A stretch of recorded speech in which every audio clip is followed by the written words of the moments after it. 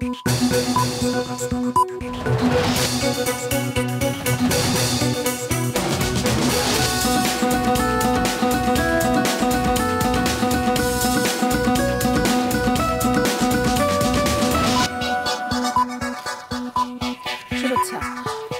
মাছরাঙা সংবাদে আপনাদের সঙ্গে আছি আমি সাবরিনা হাসনাত।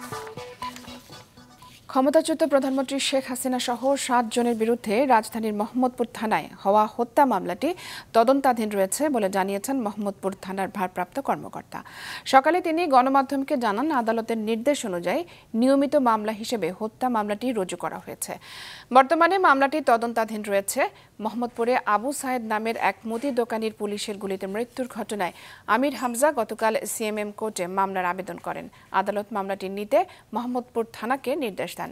মামলায় সাবেক প্রধানমন্ত্রী শেখ হাসিনা, সাবেক সড়ক পরিবহন ও সেতুমন্ত্রী ওবায়দুল কাদের, সাবেক স্বরাষ্ট্রমন্ত্রী আসাদুজ্জামান খান কামাল, পুলিশের সাবেক আইজিপি চৌধুরী আবদুল্লাল মামুন, ঢাকা ডিএমপি সাবেক কমিশনার হাবিবুর রহমান, অতিরিক্ত কমিশনার মোহাম্মদ হারুনুর রশিদ এবং যুগ্ম কমিশনার বিপ্লব কুমার সরকারকে আসামি করা হয়েছে। জুলাই গণহত্যার বিচার আন্তর্জাতিক অপরাধ ট্রাইব্যুনালে নেয়ার সিদ্ধান্ত নিয়েছে সরকার। তদন্ত হবে জাতিসংঘের তত্ত্বাবধানে, জানিয়েছেন আইন উপদেষ্টা ডক্টর আসিফ নজরুল। সকালে নিজ মন্ত্রণালয়ের সভাকক্ষে এক সংবাদ ব্রিফিংয়ে একথা বলেন তিনি। জানান, ছাত্র আন্দোলনে ১ জুলাই থেকে ঢাকা শহরে যত মামলা হয়েছে তা আগামী 1 সপ্তাহের মধ্যে প্রত্যাহার করা হবে। আর ৩১ আগস্টের মধ্যে সারা দেশের সব মামলা প্রত্যাহার করা হবে। উপদেষ্টা জানান, সাম্প্রতিক সময়ে যে গণহত্যা হয়েছে তার বিচার আইসিটি আইনেই করা সম্ভব এবং এই বিষয়ে সিদ্ধান্ত হয়েছে। সেক্ষেত্রে সাবেক সরকারের যত উচ্চ পর্যায়ের কর্মকর্তা জড়িত থাকুক না কেন তাদের বিচার নিশ্চিত করা হবে। এসব বিচারের ক্ষেত্রে সর্বোচ্চ স্বচ্ছতা রাখা হবে। এই বৃহস্পতিবারের মধ্যে ঢাকা শহরে যে মিথ্যা এবং হয়রানিমূলক মামলা হয়েছিল সেগুলি প্রত্যাহার সম্পন্ন হবে এবং ইনশাআল্লাহ ৩১ আগস্টের মধ্যে সারা দেশে 1 জুলাই থেকে 5 আগস্ট পর্যন্ত এই গণ আন্দোলনের সাথে নেতৃত্ব দেওয়া, এই গণ আন্দোলনে আত্মদান করা, এই গণ আন্দোলনে অংশগ্রহণ করা মানুষের বিরুদ্ধে যে মিথ্যা এবং ষড়যন্ত্রমূলক মামলা ছিল সেগুলি ৩১ আগস্টের মধ্যে আমরা আশা করছি সেগুলি প্রত্যাহার সম্পন্ন হবে। সাবেক পুলিশ প্রধান চৌধুরী আবদুল্লাল মামুন এবং সাবেক গোয়েন্দা প্রধান হারুনুর রশিদ সহ ১৭ পুলিশ কর্মকর্তার বিরুদ্ধে মামলার আবেদন করেছে বিএনপি। বিএনপির মামলা এবং তথ্য কর্মকর্তা সাবেক পুলিশ পরিদর্শক সালাউদ্দিন খান বাদী হয়ে পল্টন থানায় এই আবেদন করেছেন। মামলার আবেদনে বলা হয়, গত ১৬ জুলাই রাত ১০টার দিকে সাবেক ডিবি প্রধান অতিরিক্ত কমিশনার হারুনুর রশিদের নেতৃত্বে বাকি আসামিরা নিজেরাই বিএনপির পল্টন কার্যালয়ের সামনের সড়কে ককটেল বিস্ফোরণ ঘটিয়ে নাশকতা সৃষ্টি করেন। সে সময় তারা কার্যালয়ের ভিতরে প্রবেশ করে সেখানেও ককটেল লুকিয়ে রেখে তা উদ্ধারের নাটক সাজায়। পাশাপাশি কার্যালয়ের বিভিন্ন নেতাদের রুমে তল্লাশির নামে লুট এবং আসবাব ভাঙচুর করে পুলিশ সদস্যরা। পল্টন থানা থেকে এই সম্পর্কে সরাসরি জানাচ্ছেন আমাদের সিনিয়র রিপোর্টার ডুরুন্নাহার উইলি। উইলি, আপনি তো আছেন পল্টন থানায়, সেখানে এই মামলাটি সম্পর্কে আর কি কি জানতে পারলেন আপনি?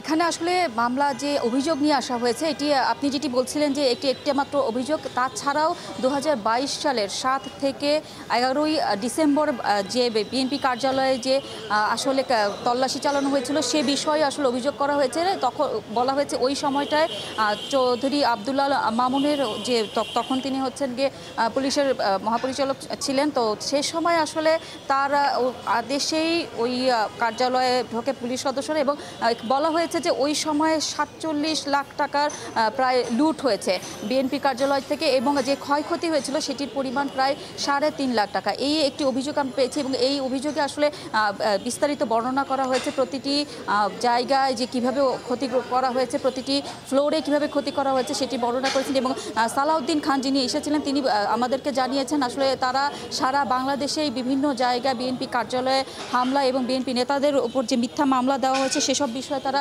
তদন্ত করছেন এবং তদন্ত করে প্রতিটি জায়গায় তারা মামলার প্রস্তুতি নিচ্ছেন। আমরা জানতে পেরেছি আজকের মধ্যেই তারা হয়তো ঢাকার আরও কয়েকটি থানায় বিভিন্ন অভিযোগ নিয়ে মামলা করতে যাবেন এবং তারা আমাদেরকে বলছিলেন যে বাংলাদেশের অন্যান্য জায়গায় বিভিন্ন থানাতে আসলে যত দ্রুত সম্ভব তারা মামলার প্রস্তুতি নিচ্ছেন। সাবরিনা, ধন্যবাদ উইলি। দর্শক, পল্টন থানা থেকে বিএনপির মামলা সম্পর্কে জানাচ্ছিলেন আমাদের সহকর্মী নুরুন নাহার ওয়েলি। দীর্ঘদিন বন্ধ থাকার পর দেশের সব প্রাথমিক বিদ্যালয়ে আজ থেকে ক্লাস শুরু হয়েছে। সকাল থেকে দেশের বিভিন্ন জেলায় প্রাথমিক বিদ্যালয়ের কোমলমতি ছাত্রছাত্রীরা বিদ্যালয়ে আসে। অনেকদিন পর ক্লাস শুরু হওয়ায় শিক্ষার্থীদের মধ্যে আনন্দ উচ্ছ্বাস দেখা গেছে। সকালে নোয়াখালীর বিভিন্ন উপজেলার সরকারি 1253টি প্রাথমিক বিদ্যালয় সহ সব প্রাথমিক বিদ্যালয়ে ক্লাস শুরু হয়। এছাড়া লক্ষ্মীপুর, সাতক্ষীরা, ভোলা, খাগড়াছড়ি, নরসিংদী এবং ব্রাহ্মণবাড়িয়া সহ সারা দেশের প্রাথমিক বিদ্যালয়ের শিক্ষার্থীরা ক্লাস করছে। মানিক মিয়া এভিনিউয়ের ন্যাম ভবন থেকে মালামাল নিতে এসে শিক্ষার্থীদের বাধার মুখে পড়েন সাবেক সংসদ সদস্য আনোয়ারুল আজিম আনারের মেয়ে সহ সাবেক সংসদ সদস্যদের আত্মীয়রা। শিক্ষার্থীদের দাবি, নির্দিষ্ট কাগজ ছাড়া দেয়া হবে না কোনো মালামাল। বিস্তারিত জানাচ্ছেন তাবাসসুম আহমেদ। মঙ্গলবারও মানিক মিয়া এভিনিউর ন্যাম ভবন পাহারায় রাখেন শিক্ষার্থীরা। দ্বিতীয় দিনের মতো সাবেক সংসদ সদস্যদের মালামাল নিতে আসলে বাধে বিপত্তি। বাধার মুখে পড়েন সাবেক সংসদ সদস্য আনোয়ারুল আজিম আনারের মেয়ে ডরিনো। শিক্ষার্থীদের একটাই কথা, সচিবালয়ের নির্দিষ্ট কাগজ ছাড়া ভবন গেট থেকে বের হতে দেওয়া হবে না কিছু। তাদের দাবি, মালামালের নামে অবৈধ কিছু নেওয়ার সুযোগ থাকতে পারে। সংসদ সদস্যদের যে বিলিংগুলো আছে, এখান থেকে আমরা একটা সুতাও বের হতে দিব না। যদি ওনাদের ইমার্জেন্সি কোনো ওষুধ, সিলিন্ডার কিছু থাকে তাহলে আমরা ওইটাও চেক করে তারপরে দিব। সচিবালয় থেকে ক্লিয়ারেন্স দিলে দেন আমরা সবকিছু চেক করে তারপরে দিব। পরিস্থিতি সামাল দিতে ন্যাম ভবনে হাজির হন সেনা কর্মকর্তারা। জানান, মালামাল নেওয়ার অনুমতি দেওয়ার এখতিয়ার শুধু সচিবালয়ের রয়েছে। এই বিল্ডিংগুলো সংসদ সচিবালয়, হোস্টেল ব্রাঞ্চ তাদের আন্ডারে। তারা হলো এই বিল্ডিংগুলোতে তাদের সরকারি কিছু আসবাবপত্র আছে, তো আমরা তাদের সাথে যোগাযোগ করি। তারা আমাদেরকে জানায় যে তারা অনুমতিটা নেওয়ার জন্য প্রক্রিয়া চালু করেছে। তারা বলেছে তাদের লোক আসবে, এসে বাসাগুলো চেক করবে, কোনো সরকারি আইটেম মিসিং থাকলে সেটা নিষ্পত্তি করবে, তারা একটা এনওসি দিবে। পরে অবশ্য সেনাবাহিনীকে সামনে রেখে মানবতার খাতিরে ওষুধ ও অক্সিজেন সিলিন্ডারের মতো জরুরি জিনিস নিতে দেন ছাত্রছাত্রীরা। তারপরও মালামাল নিতে আসা সাবেক এমপিদের পক্ষ থেকে কেউ কেউ শিক্ষার্থীদের নামে করেন অভিযোগ, যার প্রতিবাদ জানান শিক্ষার্থীরা। চলে বাকবিতণ্ডা। হ্যাঁ, এবার আমাদের কথা বলতে দেন। আপনার কথা তো আমরা স্টুডেন্টরা আমার পর মার মুখী হয়ে আসে। উনি যে মিথ্যা কথা বলছে ওটার প্রুফ আমাদের কাছে আছে। অবশেষে গতকাল রাত 9:30টার দিকে সেনা সদস্যরা ঘোষণা দেন, সচিবালয় থেকে নির্দিষ্ট কাগজ এবং এনওসি ছাড়া কোনো মালামাল ন্যাম ভবনের বাইরে বের করতে দেওয়া হবে না। তাবাসসুম আহমেদ, মাছরাঙা সংবাদ, ঢাকা। আন্দোলনের মুখে শেখ হাসিনা এবং বোন শেখ রেহানার দেশ ত্যাগ করায় এবারে টুঙ্গিপাড়ায় ভিন্ন প্রেক্ষাপটে পালন করা হবে বঙ্গবন্ধু শেখ মুজিবুর রহমানের 49তম শাহাদাত বার্ষিকী। সমাধি কমপ্লেক্স পরিষ্কার পরিচ্ছন্ন করার দায়িত্ব নিয়েছেন স্থানীয়রা।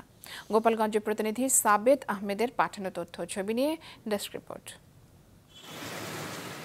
এবার গোপালগঞ্জের টুঙ্গিপাড়ায় বঙ্গবন্ধুর সমাধি কমপ্লেক্সে নেই নিরাপত্তা বেষ্টনী, নেই প্রশাসনের কোনো তৎপরতা। ছাত্র জনতার অভ্যুত্থানের মুখে আওয়ামী লীগ নেত্রী শেখ হাসিনা পদত্যাগ করে দেশ ত্যাগ করায় পাল্টে গেছে আগের চিত্র। নেই কোনো সরকারি উদ্যোগ, তবে গোপালগঞ্জবাসী নিজ উদ্যোগে করছেন বঙ্গবন্ধু সমাধি কমপ্লেক্স পরিষ্কার পরিচ্ছন্নতা ও শোভাবর্ধনের কাজ। 15ই আগস্টকে ঘিরে নানা কর্মসূচি হাতে নিয়েছে গোপালগঞ্জ আওয়ামী লীগ। এরই মধ্যে রয়েছে শ্রদ্ধা নিবেদন, মিলাদ মাহফিল ও বিশেষ মোনাজাত। তো আমরা সর্বোচ্চভাবে আমাদের সর্বোচ্চ আয়োজনের মাধ্যমে আমরা এই প্রোগ্রাম সফল করব। বেশ ব্যাপক আয়োজনে আমরা এবারের 15ই আগস্ট আমরা পালন করব। এই আগস্ট মাসে আমাদের সারা মাসব্যাপী কর্মসূচি রয়েছে। 15ই আগস্ট স্থানীয়ভাবে পালন করতে এরই মধ্যে সব প্রস্তুতি শেষ করা হয়েছে বলে জানান জেলা ও উপজেলা আওয়ামী লীগ নেতারা। সারা উপজেলায় প্রত্যেকটা ওয়ার্ডে ওয়ার্ডে জাতির জনকের মাইক বাজবে, শোক পালন করব, র্যালি করব এবং দোয়ার অনুষ্ঠান করব। বঙ্গবন্ধু এবং স্বাধীনতার সপক্ষে যারা সাংস্কৃতিক সংগঠন সকলে, আমরা সকল শিক্ষা প্রতিষ্ঠান সকলে, সর্বস্তরের মানুষ আমরা 10:30টায় জাতির পিতার সমাধিতে পুষ্পমাল্য অর্পণ দিয়ে আমরা কবর জিয়ারতের মধ্যে দিয়ে আমরা মাজার কমপ্লেক্স এখানে আমরা আলোচনার মধ্যে দিয়ে কাঙ্গালি দোয়ার মধ্যে দিয়ে আমাদের কর্মসূচি শেষ হবে। আওয়ামী লীগের পাশাপাশি কমিউনিস্ট পার্টি ও জাতীয় সমাজতান্ত্রিক দল জাসদও বঙ্গবন্ধুর সমাধিতে শ্রদ্ধা নিবেদন করবে বলে জানিয়েছেন দলগুলোর স্থানীয় নেতারা। মাছরাঙা নিউজ ডেস্ক। এই ছিল এখনকার মতো। ফেসবুকে আপডেট পেতে ভিজিট করুন মাছরাঙা টেলিভিশনের পেজে, ইউটিউব চ্যানেলেও দেখতে পারেন আমাদের সংবাদ, প্রতিবেদন এবং অনুষ্ঠান। আমাদের পরবর্তী সংবাদ দুপুর 2টায় দেখার আমন্ত্রণ।